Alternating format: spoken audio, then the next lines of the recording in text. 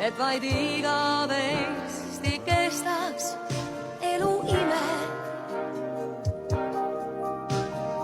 Lõppu poleks poolel teel